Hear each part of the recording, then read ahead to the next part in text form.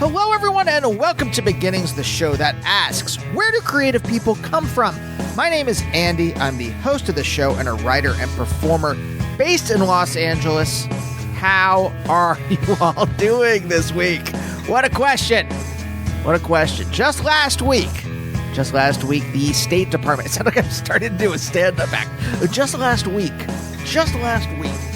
the State Department, this is what's been occupying my mind lately. The State Department came up with an official enemies list. It featured journalists like Amy Goodman and Mamdani is on there, DSA.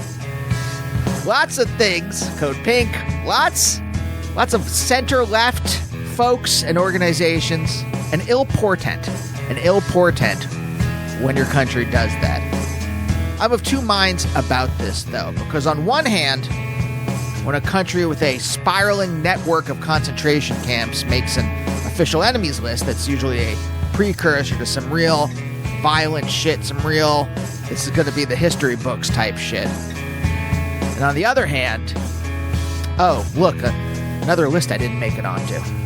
Hollywood Reporter just had their list of 100 most powerful directors. Didn't make that. I'm not a director, but... And now this. Technically, I'm in DSA. Technically. I'll take that win. I don't know. Great episode today. This is Daniel Bessner. If you don't know who Danny is, I'm going to read you his bio right now. Historian and journalist Daniel Bessner is a true Renaissance man, but not in the Danny DeVito sense. As an academic, he is the Anne H.H. and Kenneth B. Pyle Associate Professor in American Foreign Policy in the Henry M. Jackson School of International Studies at the University of Washington. He is also the author of two books, Democracy in Exile and Imperialist Realism, and the co-editor of a number of anthologies, including Cold War Liberalism, Power in a Time of Emergency, which just came out in January. As a podcaster, Danny is the co-host with Derek Davison of the fantastic U.S. Foreign Policy and Global Affairs podcast American Prestige, which packs more news and analysis into every second than most other political podcasts pack into their entire run.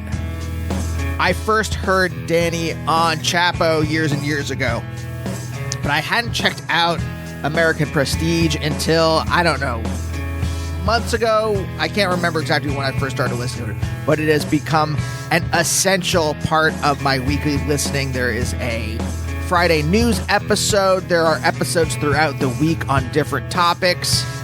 They have miniseries about different topics. There was a Marx miniseries just recently. I enjoyed Danny and Derek as hosts. I find their analysis to be invaluable for understanding what the fuck is going on in the world right now. And what I do want to have Derek on someday, very specifically, Danny's energy resonates with me, so I want to talk to him first. And also Danny writes about the things I'm interested in, but I mean writes about the professional working situation that I exist within here in Los Angeles. He wrote a cover article for Harper's about the decline of Hollywood, and he wrote this a couple years ago, but I had avoided reading it because I was kind of living it and was not excited about having my lived reality confirmed by academic analysis.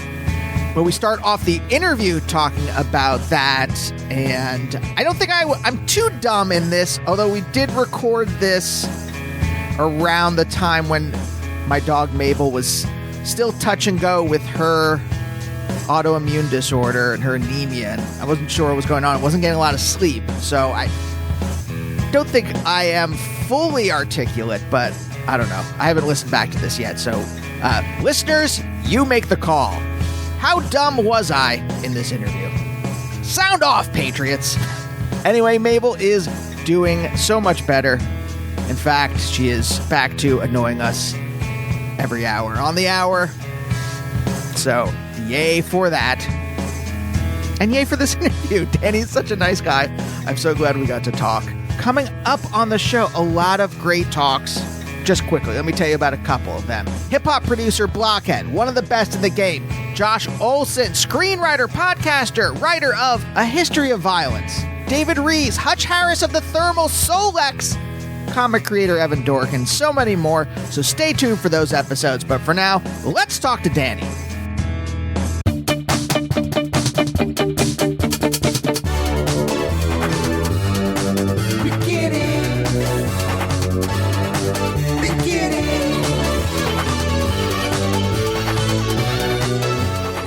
started reading your the Harper's piece you did on Hollywood last night.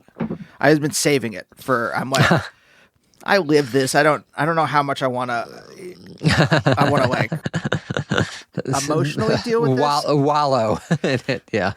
And I was right.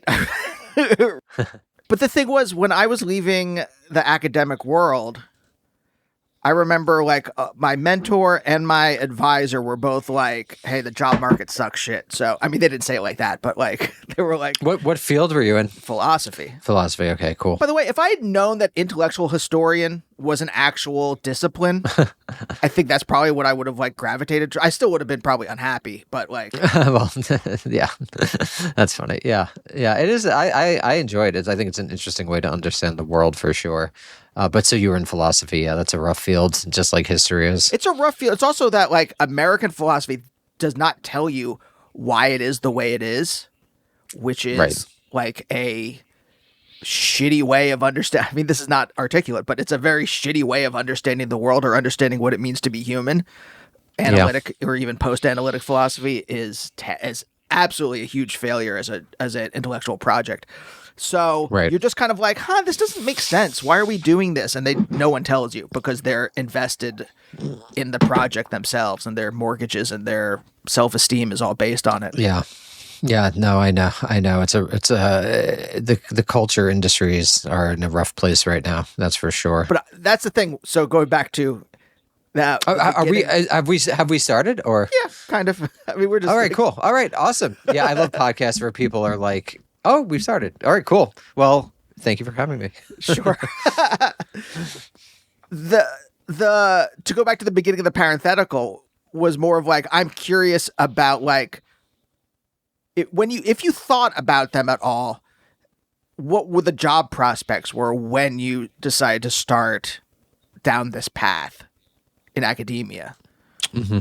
Or was it just like, just like, no, this is what I'm interested in, and I'll let sure, yeah. I mean, I'll figure it out on the way. It's a good question. So I graduated college in 2006.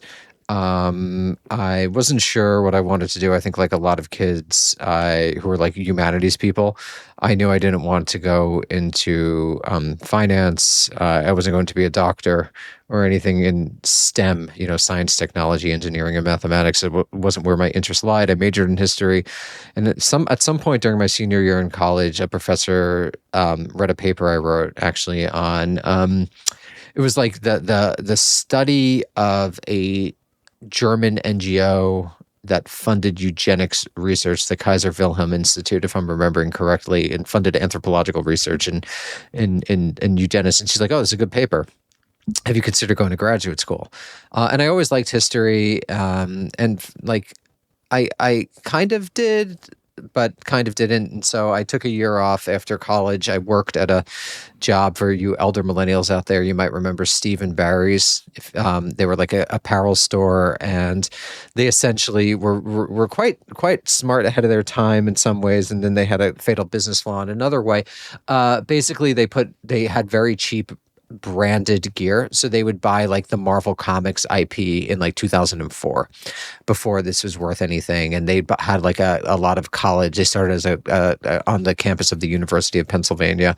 And so I was Stephen Barry's apparel. And then when I was there, they did partnerships with like Sarah Jessica Parker and Amanda Bynes actually, and Stefan Marbury of the Knicks.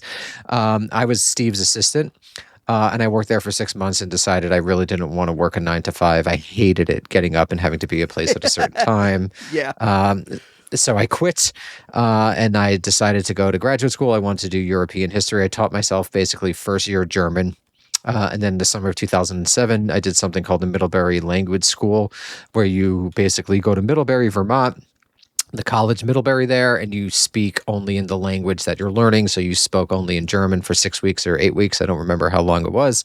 I did that. And right before that, I had applied to graduate school. I got into a few programs. I got into Duke, NYU, and Berkeley. And I chose to go to Duke because they had the best funding package. I think Berkeley didn't fund me at all. NYU funded me, but it was a program that I didn't want. And so what was the NYU program? It was, I believe, Jewish studies / history. And I just wanted to do straight history at that point. And Berkeley, I was admitted, but I believe without funding, or they could only like wrangle up a year of funding. And Duke had offered me 5 years, so then I went to Duke, North Carolina. Isn't that crazy? Sorry to break into the thing, but it's crazy how like for a certain segment of the populace, the admission to, and I don't mean admission in terms of like literally getting in, but I mean like being able to do any of this kind of work is just like, where did you get funded? I got a scholarship to Pitt, so I went to Pitt for undergrad. I got a scholarship. I got a full, I mean, a teaching thing I had to teach, but to grad school. So I went to Temple because they offered me, I got to this NYU interdisciplinary program to study like philosophy of experimental literature. Cool. I mean, I can't even imagine what I would have done if I had done that, but also like they offered no money. So, so if I had done that, I would have been like deeply, deeply in debt. Which would have been insane, obviously. 100%. Yeah. But like I went where they were going to pay me to go. And that like determined like a lot of things in my life. Yeah, I mean, Marx is right. Material conditions determine things. He is correct. Yeah. I guess it was more of a prompt for you for like, was that like going to Duke? Were you just like, sure, I guess this will be good, or was just like, oh well, that's just where the money is? Yeah, I think I did like the people I would have worked with there, but I probably would have gone to Berkeley if Berkeley had funded me. It was a higher ranked program, and is like more known generally in the field of history. But yeah, I wasn't going to take out debt for graduate school. Yeah, I thought that would have been a foolish decision. So yeah, I definitely wasn't going to do that. Yeah. So, okay. So you go to grad school. I guess the question that I'm really interested in is like, were you like, this is me, this is not just what I'm interested in, but this is like something like that I'm deeply invested in? Or was it more like, well, this is what I can do. They're paying me. I'll go do this. No, I wanted to be a historian. I was reading history books since a very young age, like kind of like, not academic history necessarily, but sort of big history tomes when I was about 14, 15. So I really did want to be a historian. I did like what I did in college. I was a history major. So no, I definitely did want to be a historian, and I did want to be a professor. I kind of wanted to be someone who wrote essays for like the New York Review of Books. Even though I pitched there a bunch, they haven't yet accepted it. But Harper's is pretty good too. But yeah, I definitely wanted to do that. And I think like I was primarily, and to some degree still am, motivated by trying to like understand what's going on in the world. And I thought academia would allow my interest in doing that. And combine it with the fact that I didn't want to work a corporate job, I just like that seemed like hell. So, you know, I think the trade-off that a lot of people make, which is between money and time, I chose time to have a much more flexible schedule than, you know, if I went into law school, which was my other thought at the time, which I think is what a lot of humanities people do. So yeah, and then sort of late, maybe even after I even published my first book, I was talking to a colleague, and I'm like, what do you like identify most as? And he's like, a writer. I'm like, oh yeah, you know what? I think I kind of identify mostly as a writer, even more than a historian, but that took a while to do. I mean, like even writing a book. Yeah, so I definitely did want to do history actively and wanted to like participate in the world of sort of the intellectual essay. I like that form. Okay, the other part of this that I thought was interesting was I have also had difficulty, and this is just some biological part of me, but like difficulty fitting into a 9-to-5 schedule. And I'm curious, was it just like, oh, I don't like this? Or was it like I naturally stay up late. I do better. I write better when it's like midnight, when there's nothing going on.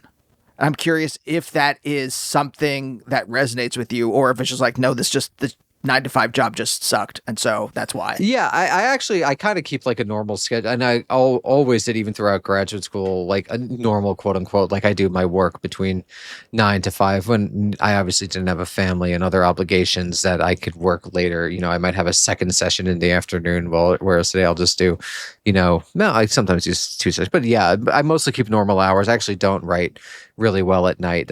I've never written really like that. I'm too tired and I can't really concentrate. I just hated working for someone else. I think ultimately I hated Yeah. doing that, and I hated having to arrive. Like I remember one time I was in the office and someone was talking about how they felt like they felt ownership of a project. I'm like, why? You're just making money for some other guy, you know? So maybe there was a selfishness or a narcissism or an arrogance, probably all three involved there, but I just couldn't imagine like giving my life to someone else in that way, in sort of like the capitalist money economy. I just really didn't want to do that.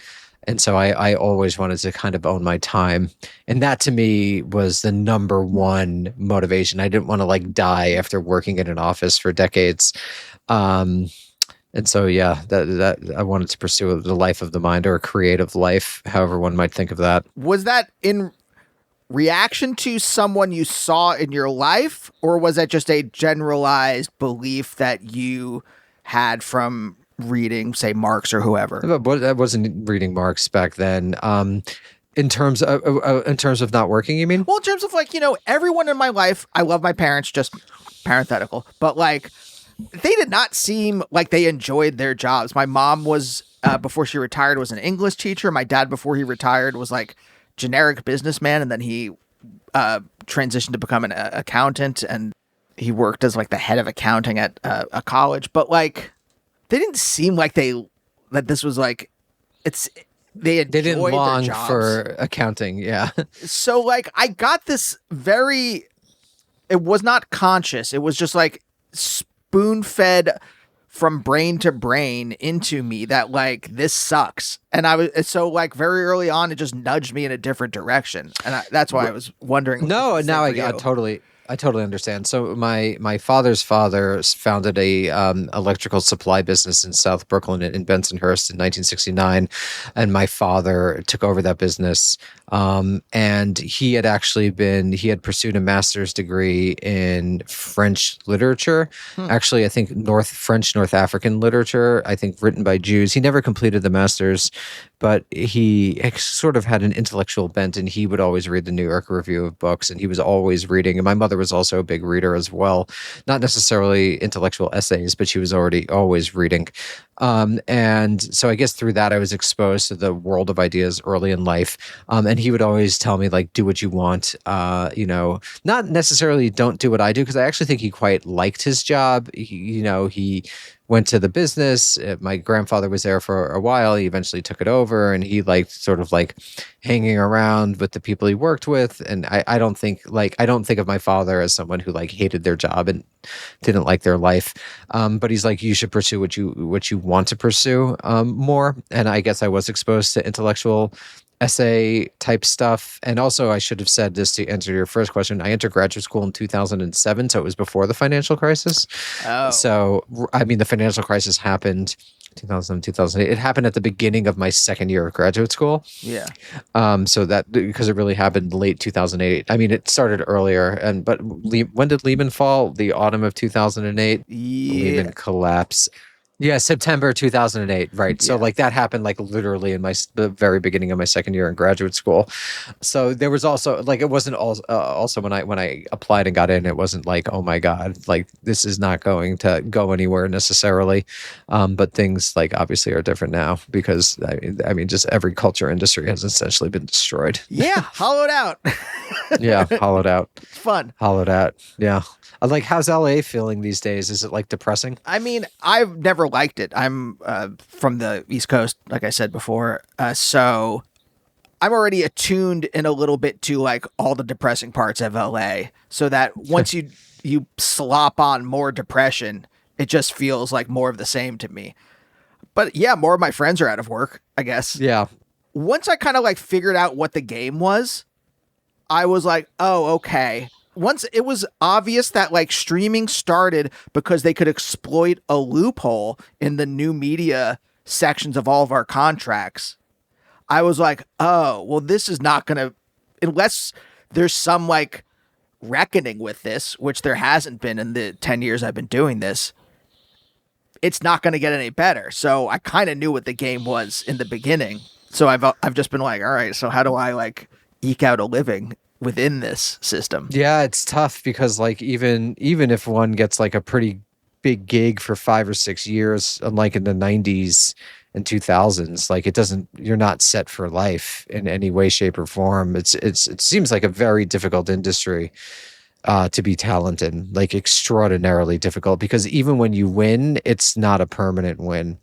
It seems tough. It is, but still, I think about to do the kind of intellectual projects that I wanted to do in grad school, I would have had to wait until I got tenure. And who knows how long that would have taken. Or if it even happens, because there's so few jobs now anyway. Exactly.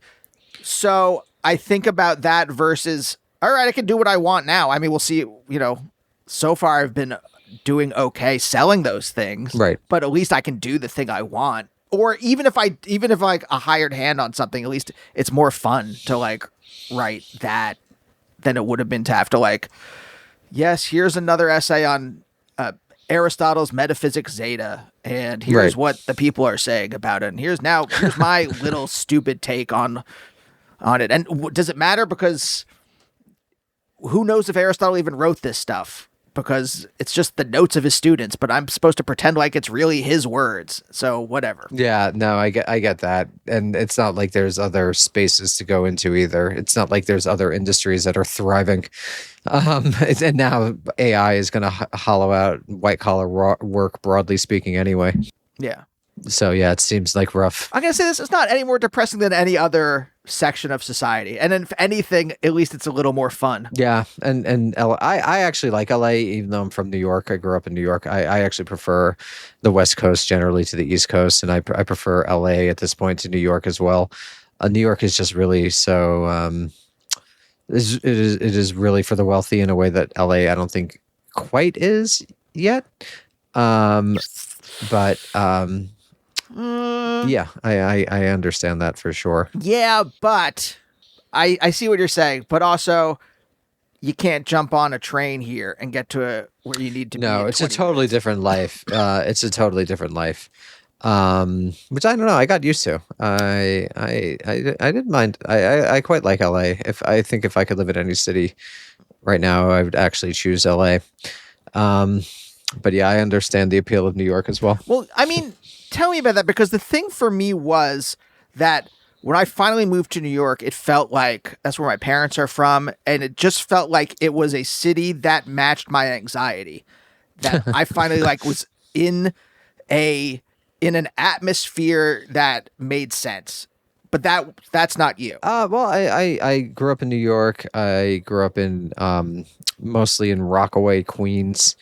And then high school, I lived in Long Island in the Five Towns. It's where Goodfellas took place and I think partially filmed.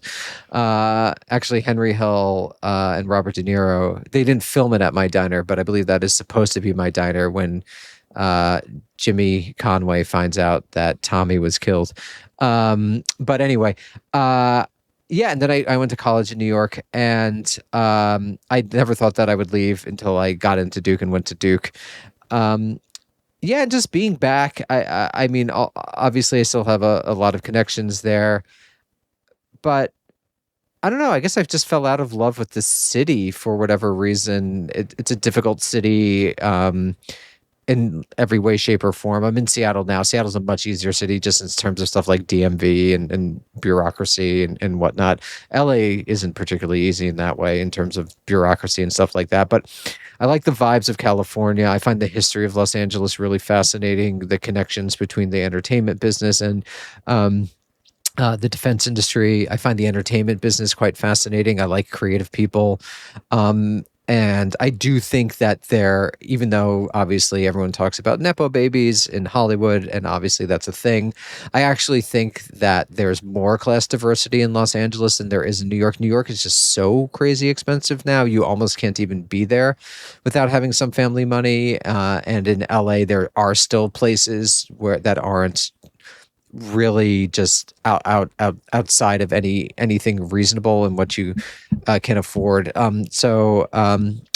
Yeah, I think I just at this point prefer Los Angeles, and I spent a lot of time in the 2010s in Southern California broadly for personal reasons, and I kind of just like the region and its history. I think it embodies the American ethos of the post 1945 period, which I like. New York to me is much more of a pre 1945 city in a way. In some regards, not, but I think LA is really the post-war city. Yeah, so I just prefer LA at this point. So emotionally, though, like it seems like, yes, intellectually and economically and all those kinds of things, it suits you. Is there? I guess this is my broad theory, which is that like the East Coast is for anxious people and the West Coast is for people who are relaxed or perhaps maybe just not acknowledging anxiety or neuroticism or whatever. I don't know. LA to me feels pretty anxious and neurotic. Really? Yeah. Everyone seems so laid back. You sell a show and then everyone, it's just like, all right, we'll deal with this months from now. You'll get notes like sometime down the line. Like no one seems rushed. That's the industry. I mean, like the industry for political economic reasons. I mean, I think the best place for people to be generally is in between decisions. Because that means you can't make the wrong one. Yes. And in an industry that is in such obvious decline, mostly the decisions are going to be wrong, not because of anyone's decision. It's just that film and television are no longer going to occupy the center of the culture. And so there's going to be less and less room for mistakes.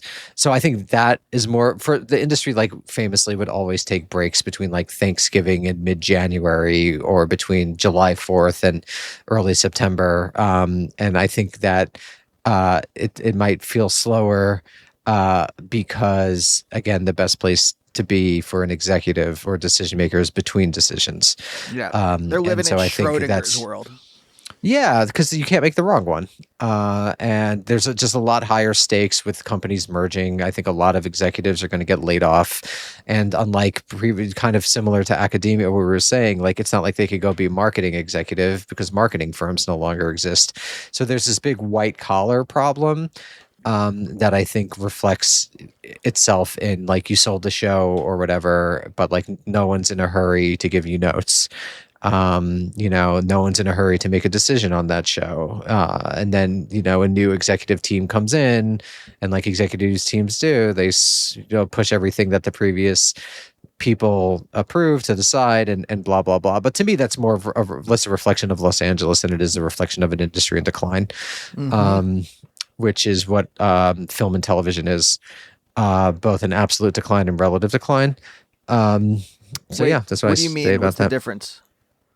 Between what? Absolute and relative.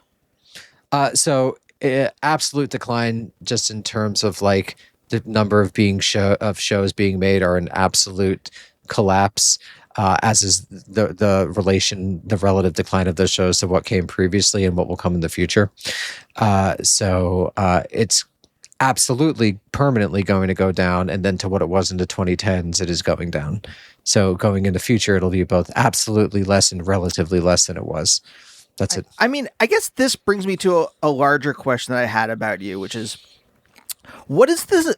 What are the things? What is the thing that peeled you off from like the mass of people to be able to think about these kinds of things, whatever, entertainment, history in general, from a left perspective, as opposed to someone who this is the thing I always say, it's just like my little pat thing, there's more to it, but like I was Jewish in a very Christian area. So I was already outside of the norm. It taught me to observe what was going on and that started to, push me in a certain direction. What was it for you? I think to some degree it's the way my mind works. I've always been very interested in looking for root causes and interested in understanding. In terms of the Marxism, I came to Marxism a bit earlier than other people just due to the random vagaries of what I happened to write my first book about, which was that I had to basically researched. I decided to write my first book about an exile from Nazi Germany who was a socialist in the Weimar Republic in the 1920s and early 1930s, came to the United States and eventually became one of the founding members of the Rand Corporation in Santa Monica, California. So as part of my research, I wound up reading a lot of social democratic theory in like 2007, 2008, 2009, which was well before Bernie in 2016, which I think pushed people toward socialism or social democracy in the left. I just, through random chance, happened to read a lot of that stuff, that Marxist stuff. And I'm like, oh, this makes a lot of sense. And like, I was always a bit of a critic of liberalism, but there was no other real alternative except the right wing in the, the 1990s and 2000s. But I was able to because I understood I think I understood almost instinctively the problems with liberalism.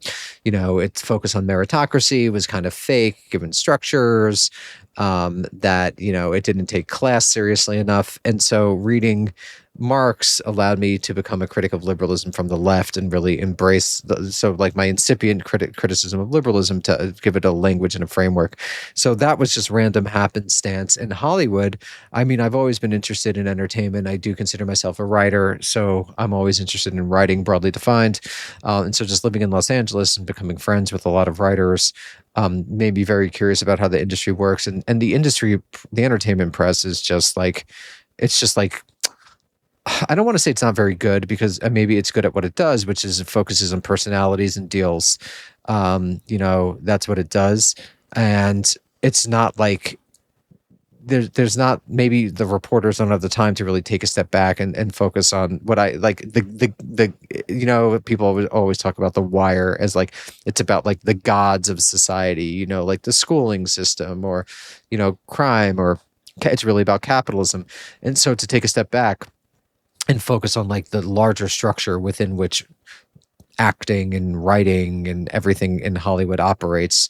And so I thought, sort of taking a step back for this Harper's piece I wrote in 2024, The Life and Death of Hollywood, and applying that political economic Marxist lens would allow you to sort of unmask the gods of Hollywood and why things were going to proceed as they did, to the degree where it was very easy to see in 2023 when I started that piece that there was going to be a gigantic contraction, and that like what was actually funding this was like a particular model of political economy that's good in the beginning and bad in the medium term, which is generally true for capitalism. I think broadly speaking, it's just something you see over and over again. So I think I bring a particular person. I kind of refer to it as like one weird trick. You just apply a Marxist lens to an issue in a country where no one knows that stuff. So I think that's what I'm enabled to do. When you say that it's like, it's maybe just how your brain is set up, what were the things when you were younger that nurtured that? Whether things you were reading, whether I was going to say authority figures, parents or teachers, like who were the people, or what is the space that's given you that allows that to flourish, as opposed to either be repressed or ignored, or you develop some other faculty that maybe just be the natural, that may just be in addition to the natural way that your neurons are configured? Yeah. So my parents never tried to like force me in a particular direction. And that was, I think, overall to the good. They weren't the type of parents who would like look over my shoulder to see if I was doing homework. And I think in the medium and long terms, that was probably good. I always say like I didn't have an angry father. And that I think was gigantic. Like I think a lot of men have angry dads. My father is not an angry guy. I think that's really useful. Like I do notice like a lot of people that I'm friends with, like none of their dads were angry. And I think an angry, now having a son of my own, I think an angry father could really mess with a child, a boy in particular, obviously a girl as well. But really, really can mess with men or boys. And so that I think really helped. And I had a supportive mother, and they never like, oh, don't go to graduate school or blah, blah, blah. So that they were very supportive.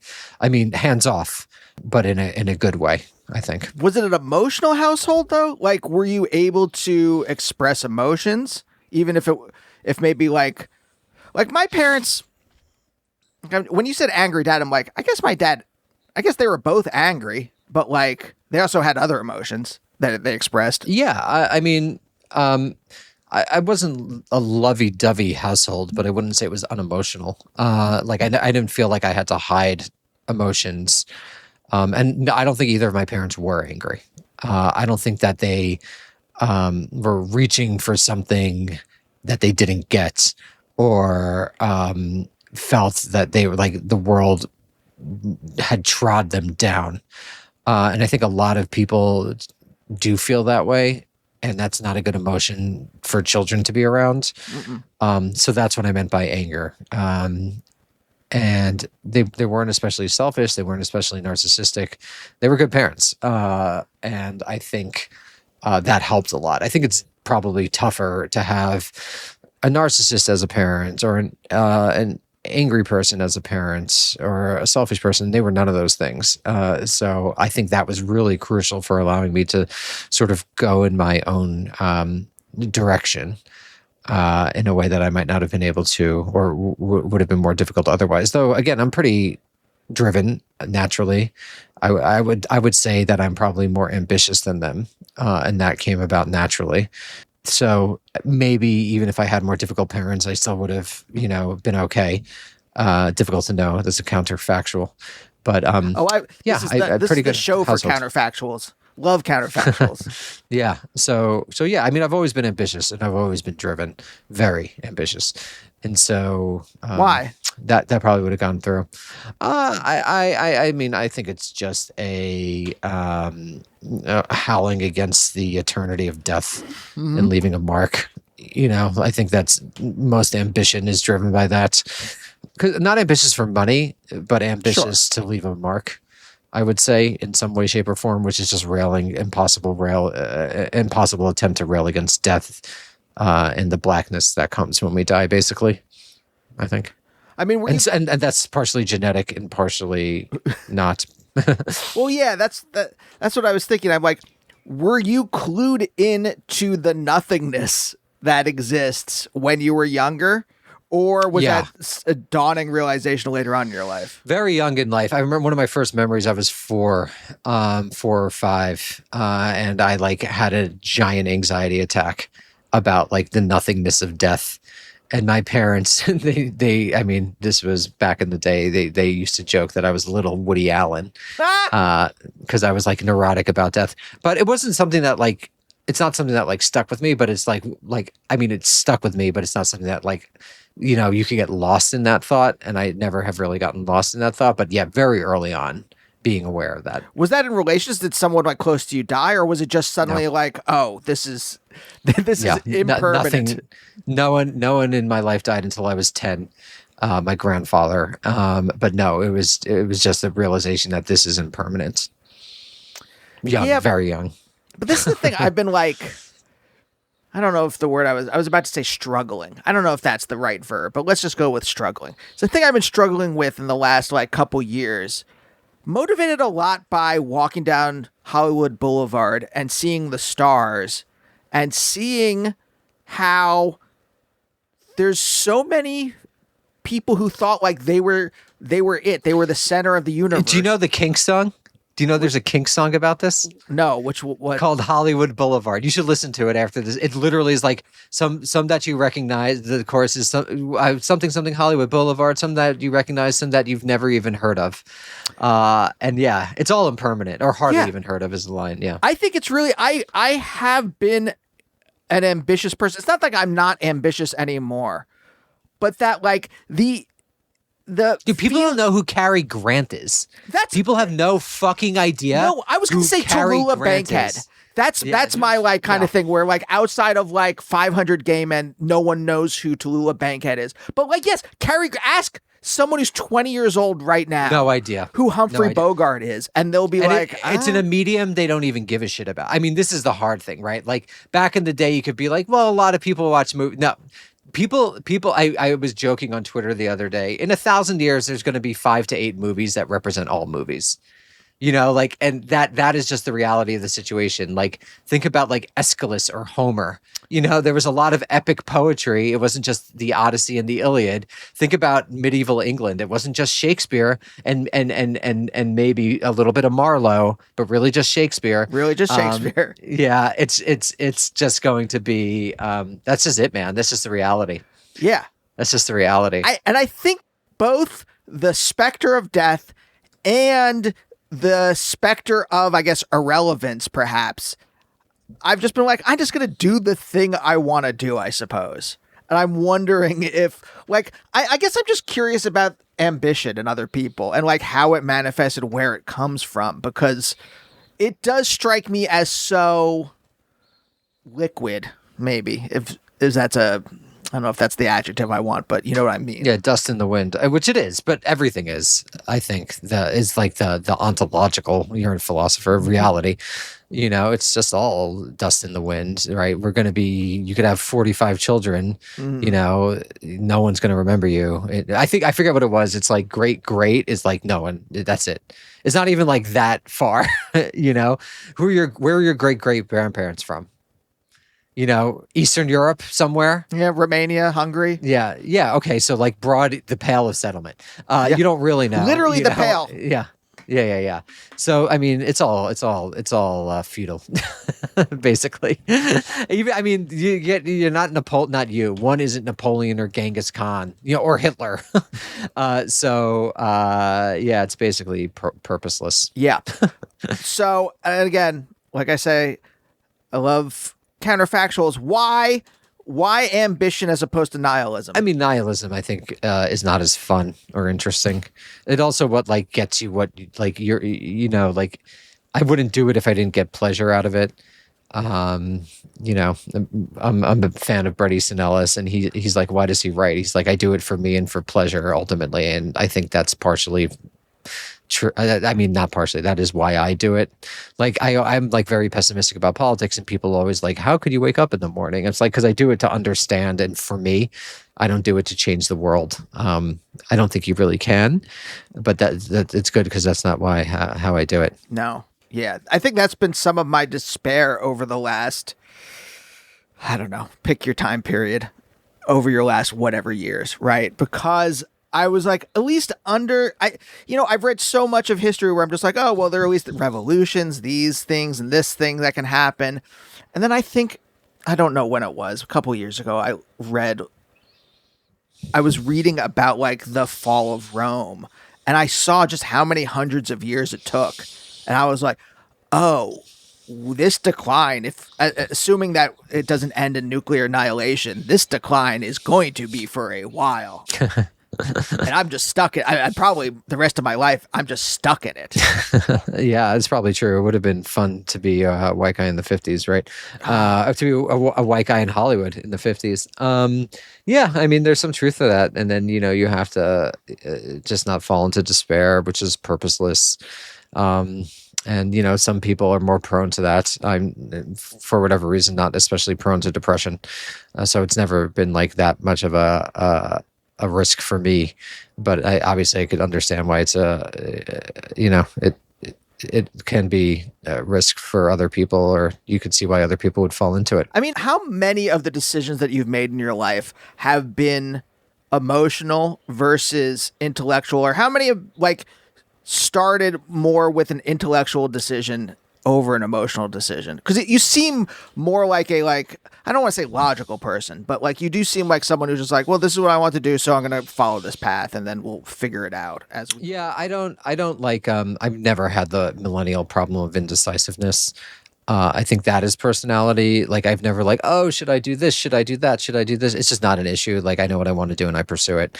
It's not. I guess it's both logic and emotion. But that to me seems more emotional than logical. Sort of like almost personality. It's not like I like weigh cost benefit, you know, like Sure. I wanted to write I wanted to like write an article on Hollywood. So I interviewed like 90 people or whatever it was, 40, 50 people. I don't remember how many.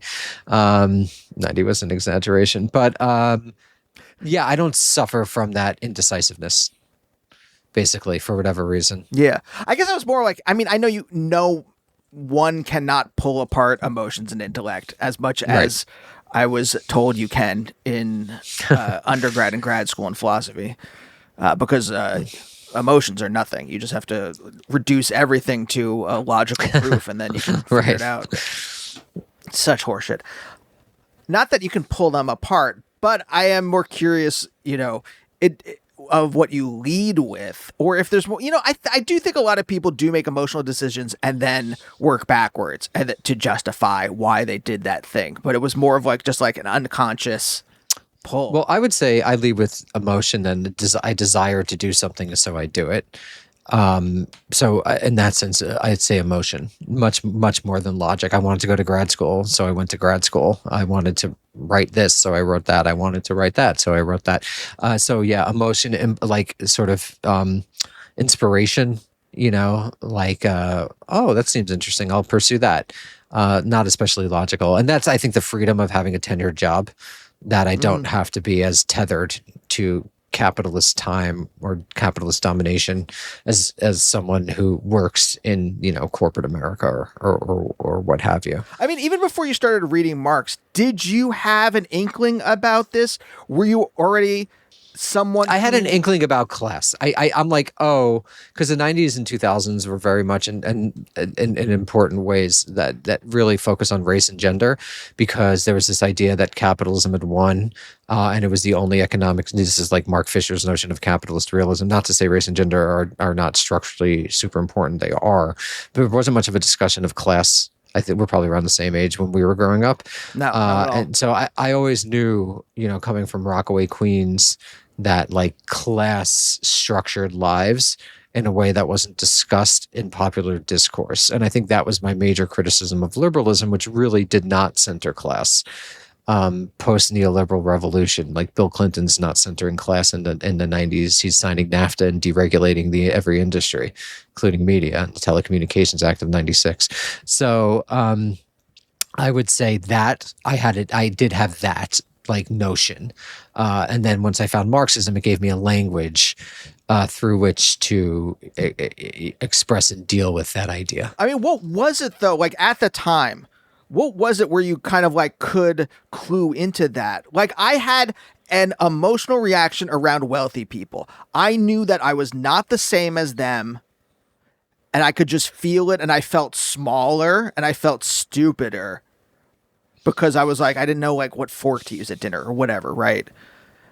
Was there something similar for that to you, or was it more of a were you more intellectual about it, where you could say oh, I know why why there are these differences here between us? I never felt lesser than anyone, really. But I understood, my parents were not lawyers or doctors, so they weren't part of the professional managerial class. Yeah. So I understood that there was a difference between my father being more of a merchant and leading a small business, and my mother was in Jewish education, but she when I was a young child, she didn't work.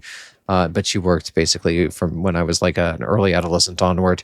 But I never felt lesser than, but I understood that there was a difference between people who lived in Roslyn and people who lived in Rockaway, I did. Rockaway is a very Irish neighborhood. It's a lot of cops. It's a lot of firefighters. One of my friends once described it as working class attitude with middle class money, and I think that describes it correctly. So I always had a sense of my none of my grandparents finished college. Two of them went but didn't finish, and two of my grandparents didn't finish high school. So I very much wasn't lineage-wise a part of the professional managerial class, which I, kind of am now, I guess, in a strange sense. It just seems like you're someone who is prepossessed, who has a lot of confidence. And I'm wondering if you were always like that. Yeah, I was. I remember when I was in 10th grade, I was my English teacher told my father at parent-teacher night, if Danny Bessner knew what he thought he knew, he'd be Socrates, which I thought was a bit unfair.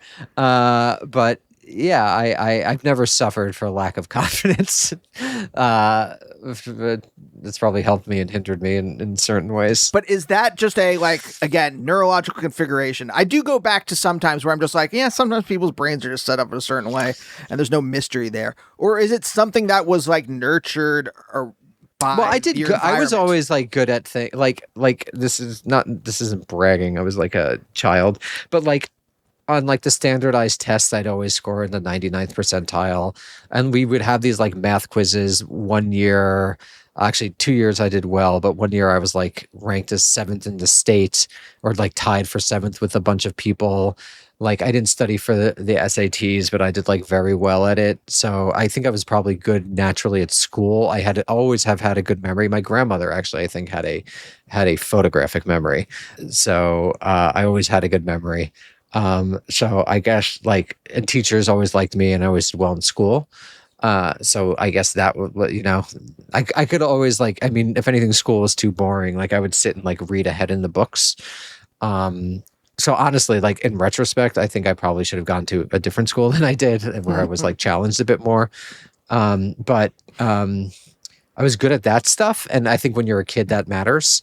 And like I was good at sports. Like I was on a baseball all-star team when I was young. So that sort Okay. of stuff. There it is. Sorry. So, again, this is this is all anecdotal, but I use myself kind of as this, I'm like comparison point because I'm like, okay, we have similar backgrounds, similar kind of intellectual histories, and yes, I did very good in school, all this kind of stuff too.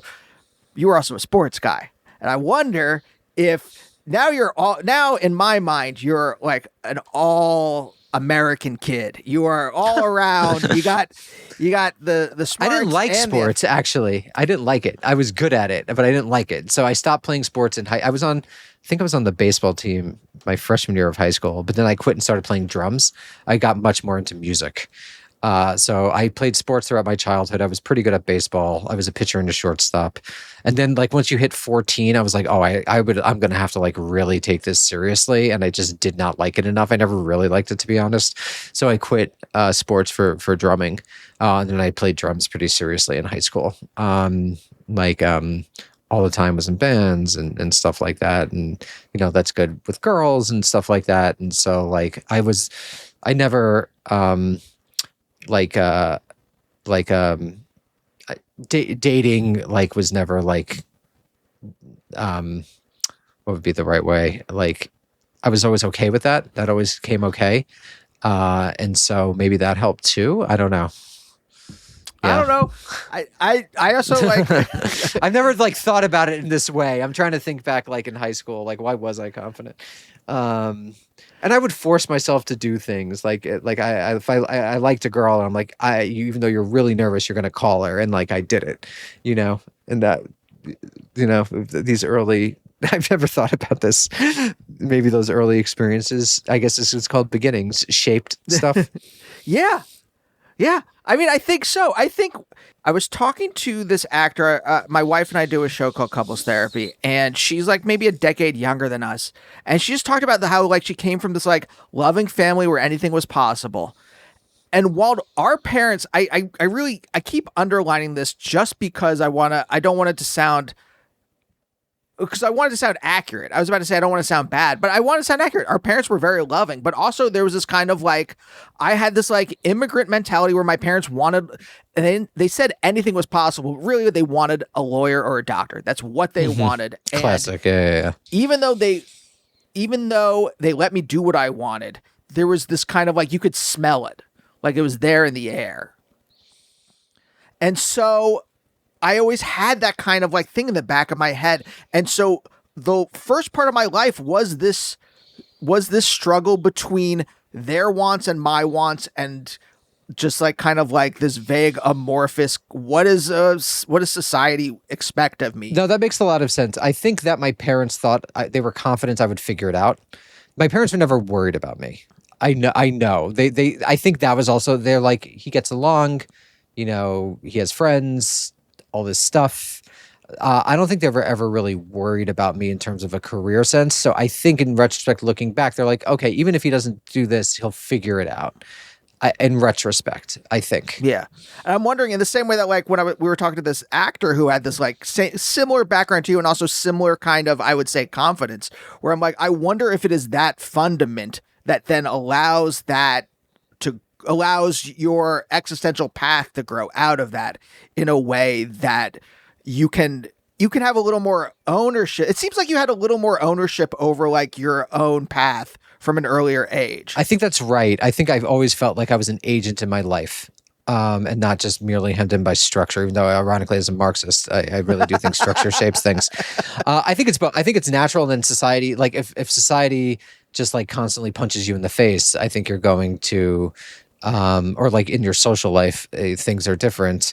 Then there's a disconnect or a tension that has to be resolved. But I had a pretty easy path, I would say, socially.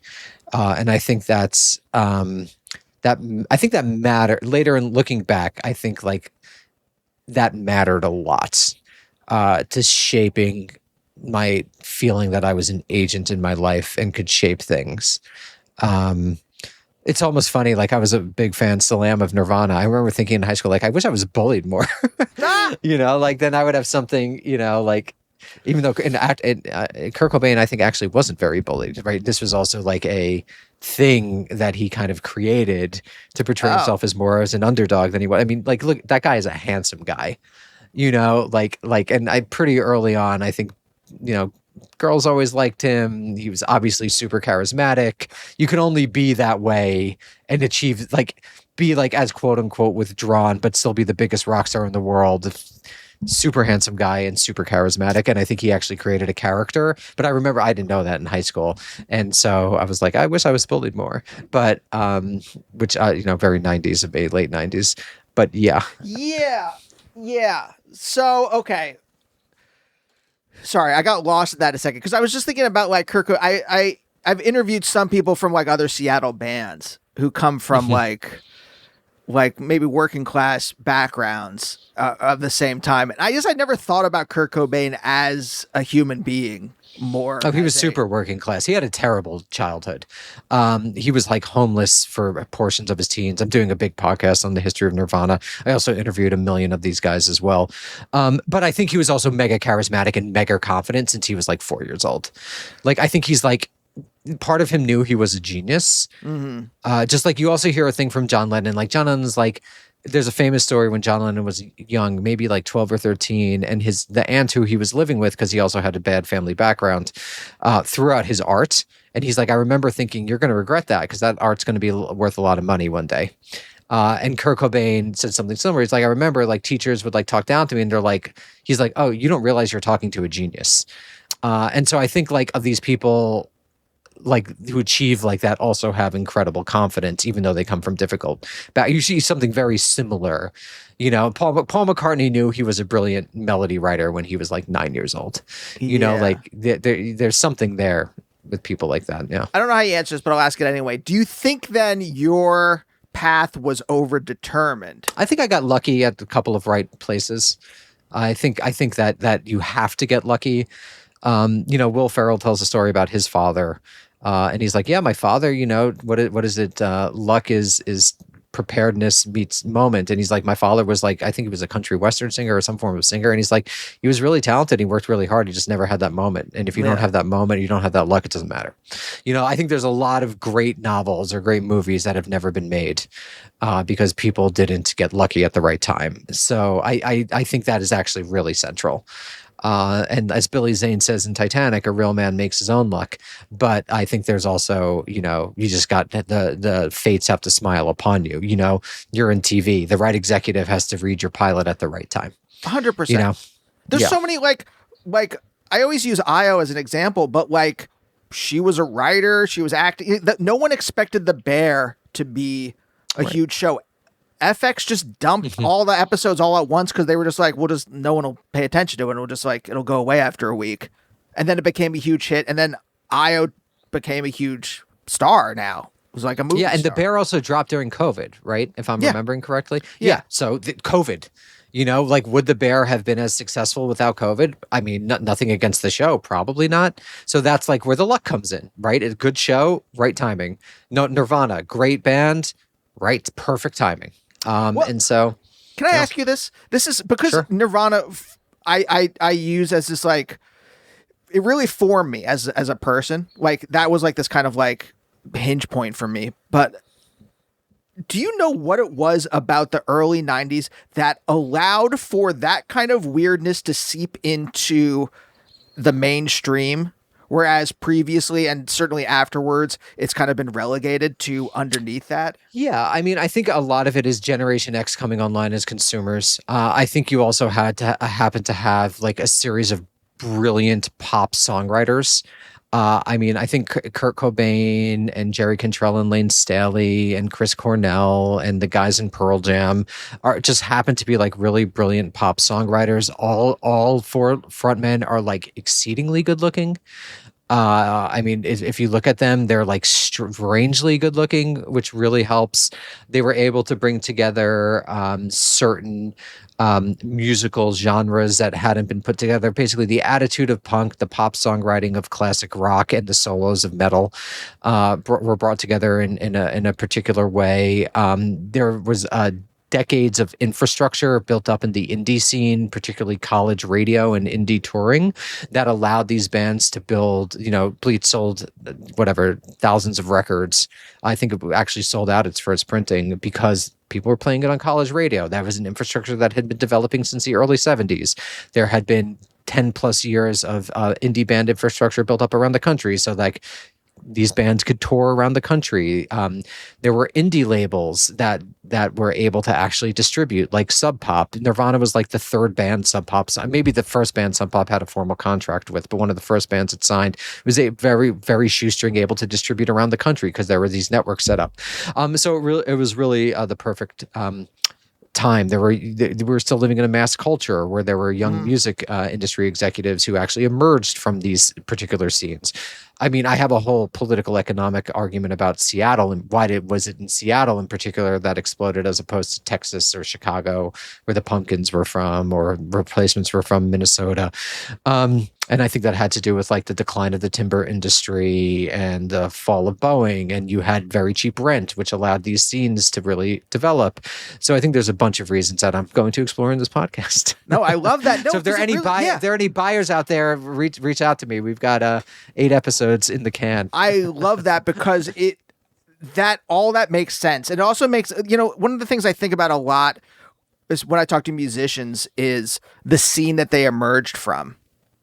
And I think being part of a scene, if you're any kind of creative person, being part of a scene is, I think, one of the most important facts, unless you're an outsider artist who is like, you know, your brain works in a particular way and you're just okay on your own. I think that's the thing that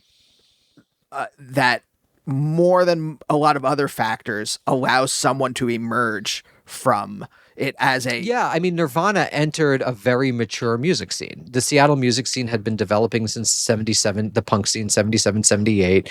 They're essentially the second wave of grunge bands, you know, the first wave of Green River and... sorry, it's a little Malfunction and the Melvins and Soundgarden and not Skid Row, Skin Yard. You know, a lot of those bands had fallen apart, and so you get this second wave of bands of Mudhoney and revamped Soundgarden and Nirvana. So they also entered the scene at the right time, you know, very contingent historically, and yeah, and that has to do with cheap rent. I mean, one of the reasons that it's so more difficult to break in any talent part of Hollywood. And really any part of Hollywood is because like it's an expensive place to be, relatively speaking. And so if you don't have independent financial means, it's very difficult to learn your craft and just put up the, you know, the literal 500 shots it takes to, you know, sell a show or land an acting gig. Okay. Last question, then back to you. Speaking of all these things that are like about contingencies, and I said overdetermined, but do you think there was a point in your life where you could have been something different? Yeah, I'm sure I could have been a lawyer or a consultant or something. Do you think that would have actually happened though? Because like I could have been a lawyer. I like submitted all the stuff. I got my recommendations. I took the LSATs, and then I had a panic attack, and my brain was like, "Do not do this." I took one law LSAT prep class and I never went again. So really didn't want to do it. So no, probably unlikely. I would have at least tried to be a historian and academic. Yeah. I think there was no world where I wasn't at least trying to do that. Yeah. Yeah. That's it. Yeah. See, I think that's interesting. That it was like really a core thing, and then there were, sure, you could have been these other things, but there was no it wasn't there was no genuine thought that you could have gone that path, or there was no fork in the road. It really was boom. Yeah, that is correct. Yeah, there was no fork in the road. But that's probably why I find you so compelling as a writer, as when I listen to American Prestige, is that you have this competency that you built up over a long period of time because you knew what you wanted to do earlier on. Yeah, and some people, and I understand, find it arrogant, but I've just been doing this for 20 years. I just have read all this stuff, and I guess it can, my self-assuredness, I can understand why it comes off as arrogant. But I also, have read these books and have done the work, for 20 years. And I no need to be falsely modest about that, at least in my opinion. No, and I don't think it's arrogant, by the way, just to say. Oh, no, I don't think you. Yeah. I don't think you do. But Danny, thank you so much for joining me. Oh, well, thank you so much. Really appreciate you having me on. And we'll see you next time. Bye. Bye, oh, bye, oh, bye, oh, bye, oh, bye, oh, bye, oh, bye, oh, bye, oh, bye, oh, bye. Bye.